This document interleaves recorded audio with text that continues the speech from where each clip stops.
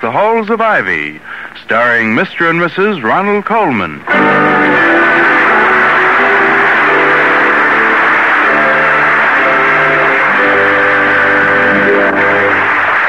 Good evening, this is Ronald Colman. And Benita Hume. Inviting you to join us again on the campus of Ivy College. And now, the Halls of Ivy.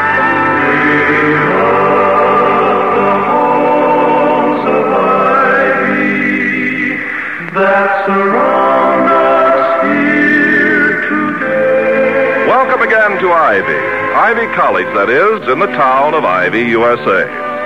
The final weeks of any college semester are crowded ones, and Dr. William Todd Hunter Hall, president of Ivy, has just put in a strenuous day at his office and returns home to number 1 faculty row and his wife, Victoria, with gratitude and relief.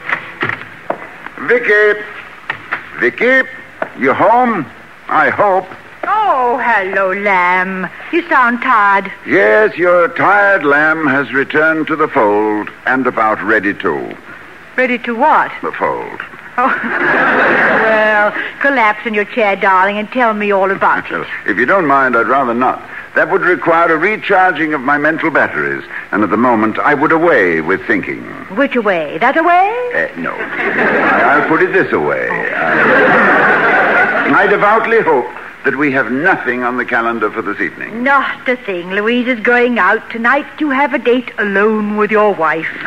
A date alone with my wife to the exclusion of the rest of the world is a unique and happy event. And when I think of the schedule for the next 2 weeks... Oh, I know. The faculty dinner Friday. And this weekend we have the president's reception. Hey, oh, yes, a week from tonight. Next Wednesday, the Wellmans are coming here for dinner. Oh, yes. Now, why did I forget that?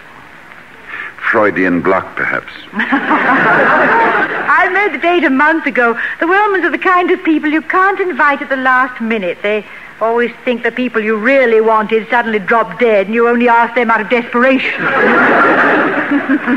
Excuse me, Dr. Hall. Oh, good evening, Louisa. Is it all right now? I wasn't aware that anything was wrong. If I don't, the prices change. Well, then by all means, do. Thank you. And, Mrs. Hall, I cooked the chicken, but don't touch it. Well, at today's prices, I'm not surprised it's sensitive. I just don't know if I'm going to like it anyway, since she's changed the color of her hair. Who, the chicken? Well, she's almost old enough to be his mother. Is that all, Dr. Hall? Oh, yes, I think that takes care of everything. Hey, oh, just a moment, Louisa, before you go. Is the cooked chicken for tomorrow night's dinner? That's what I said, Mrs. Hall. Oh. But you'll never get me to believe she's doing the singing. Well, good night. Good night, Louisa. And Mrs. Hall, it's in the green one. But don't let it stand too long or it'll fall. That's eggs for you.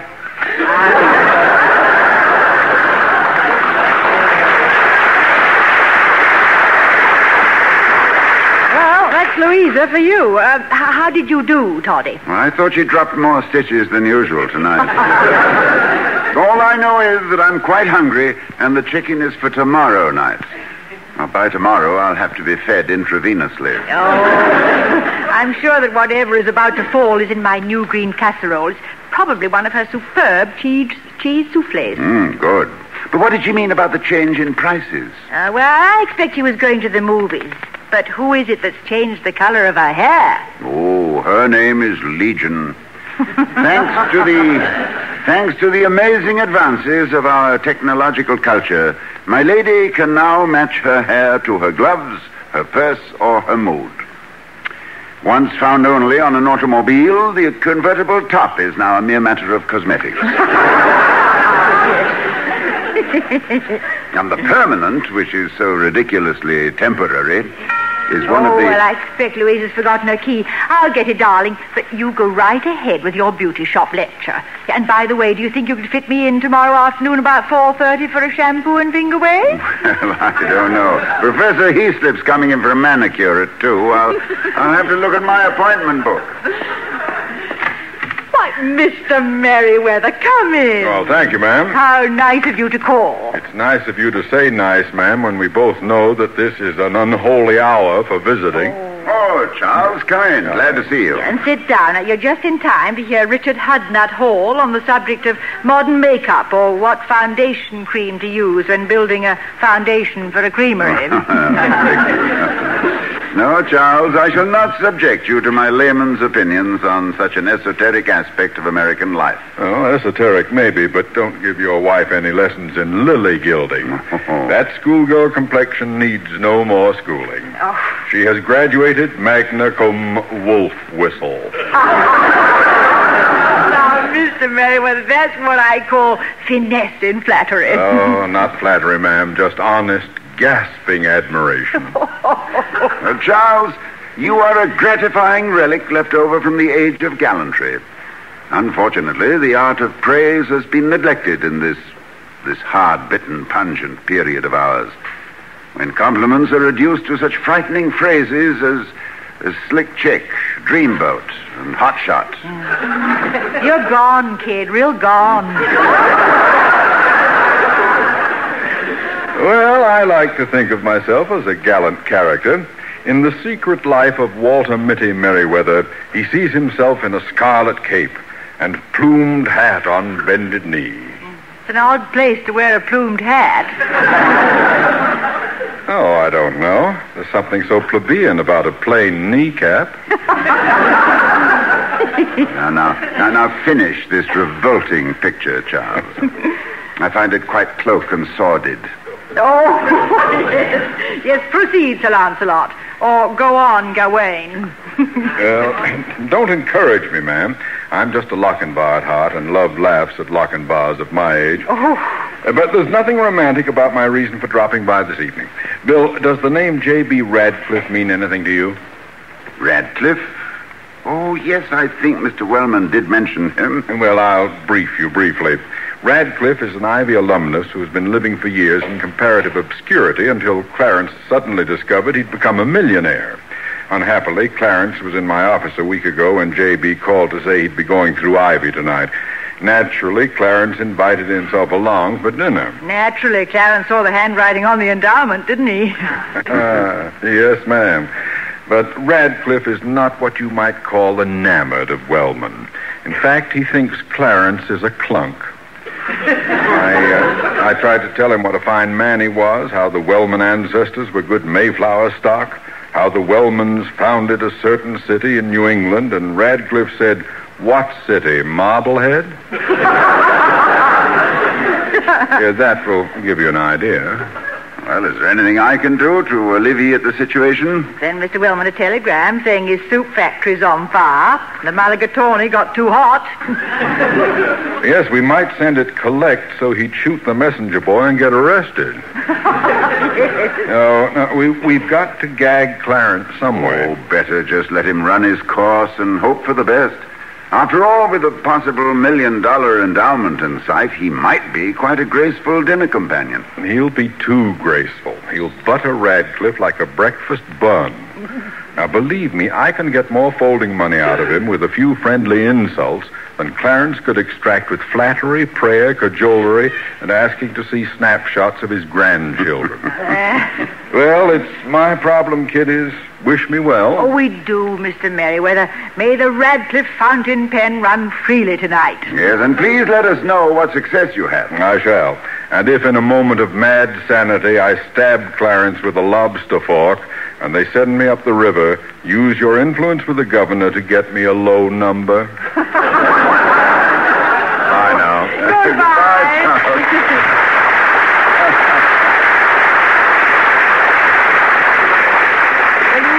How fond I am of Mr. Merriweather, darling, but I am glad that he, and not us, has Mr. Wellman on his hands for dinner tonight. Dinner? Vicky, I'm starved. Lock the doors, barricade the windows, muffle the telephone, and let's have at the souffle.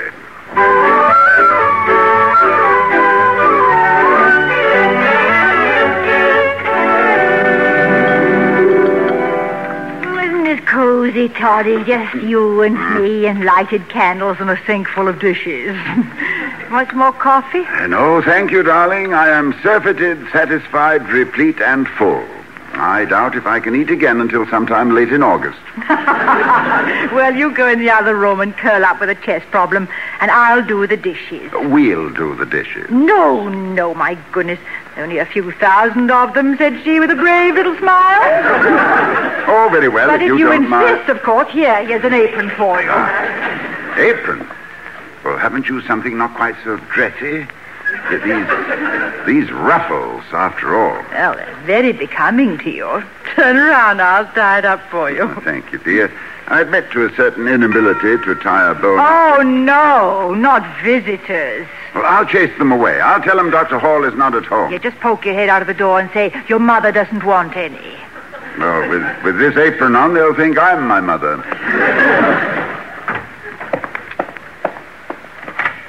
Good evening, Dr. Hall. Well, we're here. Mr. Wellman. Oh, I hope we're not late. Oh, Mrs. Wellman. Clarence and I have been looking forward to this evening. Well, good evening. Come in. Thank you. I see the little woman has put you to work, Dr. Hall. Lending a helping hand in the kitchen? Oh, no, Bunny. I think we have a treat in store for us tonight.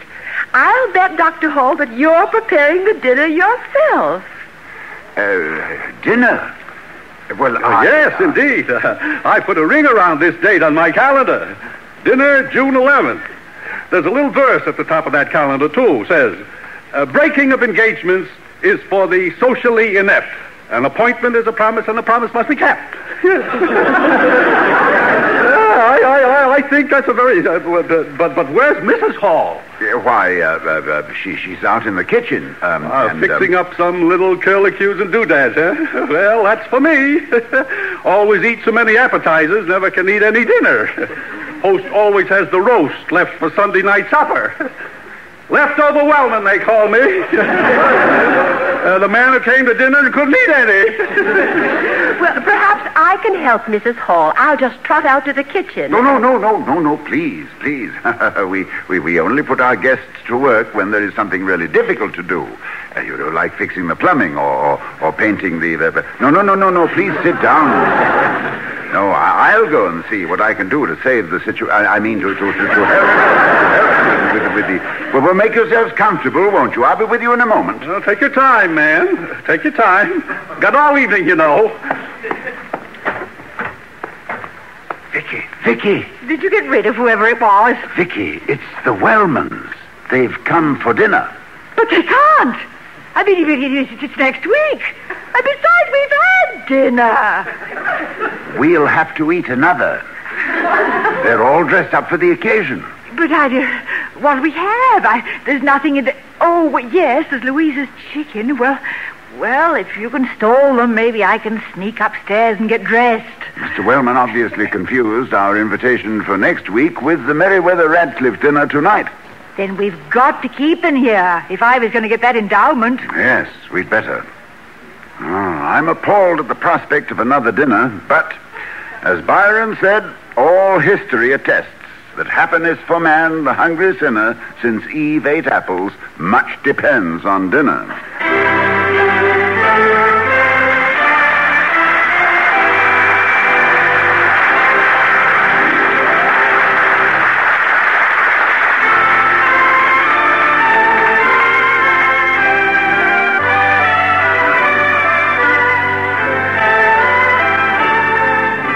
The Voice of America is bringing you this presentation of The Halls of Ivy, starring Mr. and Mrs. Ronald Colman.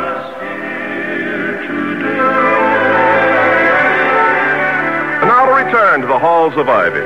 It's a few moments later, and Dr. and Mrs. Hall are in their kitchen feverishly trying to throw a dinner together for their unexpected guests, Mr. and Mrs. Wellman, who are sitting in the living room. Bertha Wellman is saying... It's an old room, but really quite lovely, Bunny. Of course, I could never live with those drapes. Why not? What's the matter with them? Oh, they're much too busy. Busy doing what? Just hanging there. Well, I mean, Bunny, a quieter pattern. Oh, and I should think she'd have more flowers around. I've heard so much about her roses. What's the matter with that clump on the piano? Very pretty. Yes, but for a party... Bunny, what do you suppose has happened to their maid? Don't know and don't care much. Can't understand her anyway. Always talks like she was skipping rope at the same time. Relax, Bertie. They probably let her off for the night to make it more intimate. Paul usually knows what he's doing, and... Hello, Mr. Wellman. How do you do, Mrs. Wellman? I'm so sorry you've had to wait, but this has been one of those days when everything got mixed up. Oh, I know just how that is, Mrs. Hall. Yeah, and then something unexpected came up for our housekeeper, so I hope you won't mind having potluck. Don't be modest, Mrs. Hall. We've been here before. We know all about what kind of a dinner you serve. Here we are. Everything finally seems to be organized in the culinary department. I've a few hors d'oeuvres here that may help to assuage the pangs of hunger. Mrs. Wellman? I thank you. Now, let me see. What's that intriguing little one there in the middle? Oh, hors d'oeuvre like magic tricks. If you tell how they're done, everybody says, oh, for heaven's sake, anybody could do that. I love them and don't care how they're made. I'd eat the cap off a beer bottle if it had a piece of cheese and a slice of olive on it. A visual appeal, I suppose. Now, in my soup advertising, I insist on full color. How can you sell beautiful tomato soup in black and white ads? Looks like a bowl of melted golf balls. You know, I've always wondered why they're called hors d'oeuvres. Well, it's from the French and means literally outside of the work. Oh, how interesting. You mean outside of work, I hate hors d'oeuvres most? No, Vicky, but the origin of the phrase is not generally known. It seems there was a pastry cook in the royal kitchens of Louis the Pious. His name was Gaston Flambeau, and his specialty was serving tremendous pastries which, when opened, revealed beautiful peasant girls with lutes. Lutes? You mean lieutenants? No, Bunny. A lute was a musical instrument. Oh. How did Gaston go from big pastries to hors d'oeuvres? Did he run out of peasant girls? No. It was, it was all due to the famine of the year 823. You see, in desperation, the royal kitchens had to satisfy the royal appetite with reduced but tasty novelties. And Gaston Flambeau was so successful at utilizing leftovers that he was made a duke. Yes, this, of course, broke his spirit because his heart was in the kitchen. He spent his last years hanging about the scullery, muttering, hors d'oeuvre, out of work. You see, Bertha, what they tell you. This man knows everything. Oh, what a delightful bit of history. Well, when better history is made, my boy'll make it. Thank you, my darling. Why can't you ever remember little facts like that, Bunny? Bunny? well, you know, just a little nickname. We met on Easter. Charming. Yes, I saw her flying across the churchyard, and I call her Bertie. Now, Clarence, you know the Halls aren't interested in hearing that old story. Oh, on the contrary, Mrs. Wellman, I'm delighted to hear about such personal history. Yes, Dr. Hall, I may be a bear as chairman of the Board of Governors, but when the day is done, after office hours... You're a lamb, Mr. Wellman. Well, thank you, Mrs. Hall. Well, you too. Don't know what Dr. Hall would do without you. Charm, balance, common sense, and taste. Taste? Oh, well, thank you, Mr. Wellman. That's a perfect cue. Dinner is served.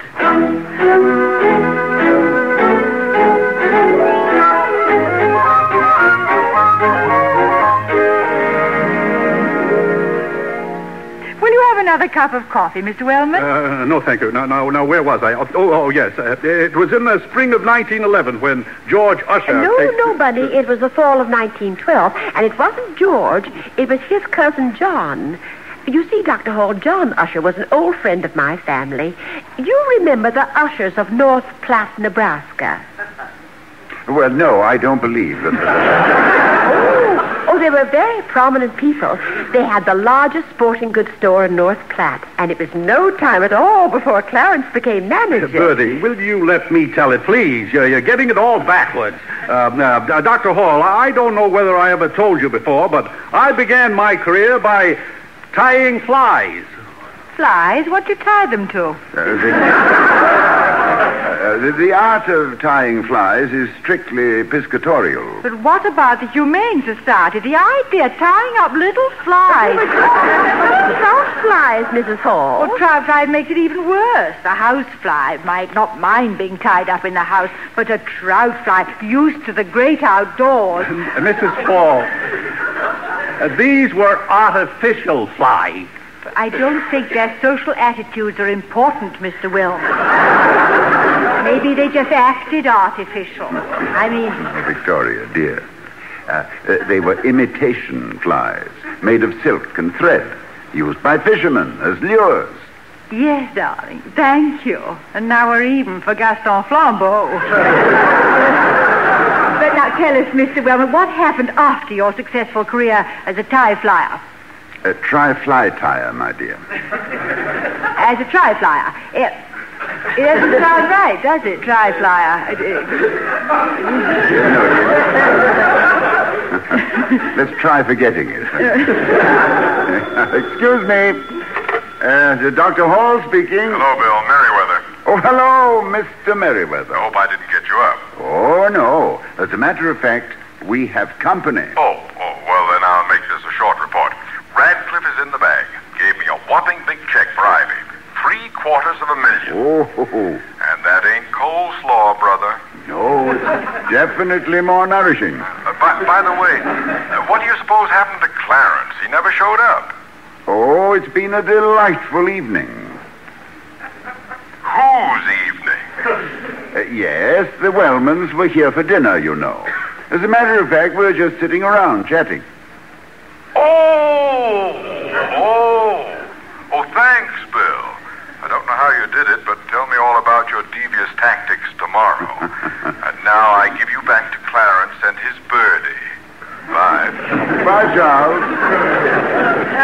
Tell me, William, how is Mr. Merriweather feeling now? Splendid, Victoria, just splendid. Oh, has he been sick? That's too bad. He's such a nice man. Sick? Nonsense. I just saw him this morning. Looked perfectly all right to me. As a matter of fact, we were supposed to be together. That is, I distinctly marked the calendar. I put the ring around the rosy. I mean, the date. I shouldn't be here. This is a trick. Why, what do you mean, Mr. Wellman? Who would trick you, and for what? Merriweather had dinner with Radcliffe tonight, didn't he? Well, yes, Mr. Wellman, he did mention something. Mention? That's where I was supposed to be, but you made me make a mistake. That is, you misled. I thought I got my mixed. That is, my dates. I was sure. What happened? You came here to dinner tonight, Mr. Wellman, remember? Oh, you mean you weren't expecting us until next Wednesday? Oh, how dreadful of us, Mrs. Holmes. Oh, not at all, Mrs. Why, Wellman. Bernie, how could you? Me? What did I do? I suppose Well, Mr. Wellman, you were so emphatic about the fact that you had ringed this date that we thought perhaps we were the ones who had made the mistake. Don't you try to crawl out of it now, Dr. Hall. You didn't make any mistake. I did. All I want to know is, why did you let me do it? You knew Merriweather and Radcliffe were expecting me. You knew I had no business being here. So why didn't you throw me out? Why, Dr. Hall? Why?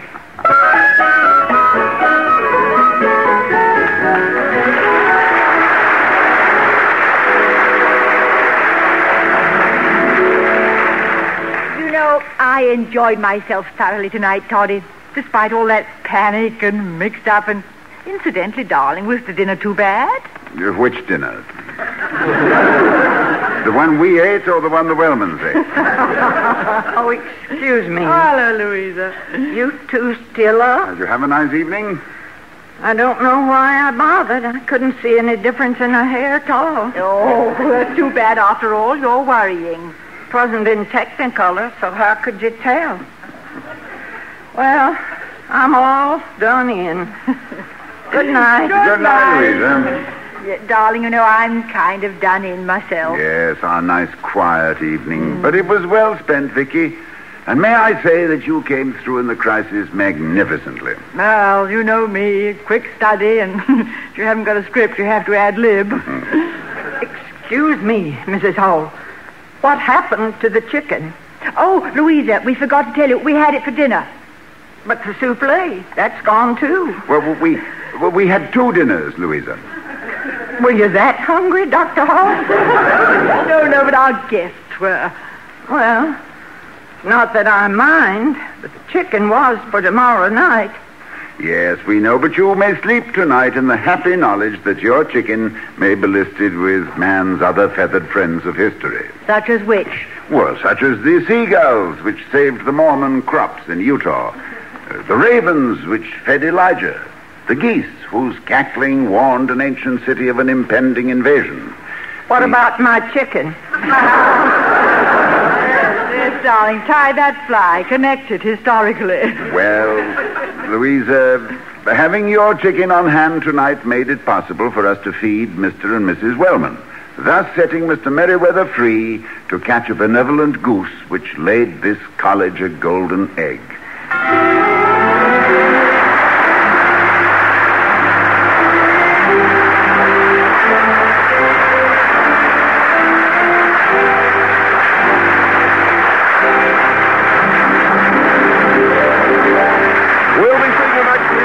Same time at the Halls of Ivy, starring Mr. and Mrs. Ronald Colman. Louisa is played by Elizabeth Patterson, Mr. Wellman is Herbert Butterfield, Mr. Merriweather is Gale Gordon, and Mrs. Wellman is Sarah Selby. Tonight's script was written by Barbara and Milton Merlin and Don Quinn. Music was composed and conducted by Henry Russell. Ken Carpenter speaking. Oh, we love the halls of ivy that surround us here today. This production of The Halls of Ivy was broadcast with an actual audience present in the studio. We be far, far away to the hallowed halls of ivy. Every voice will bid farewell, and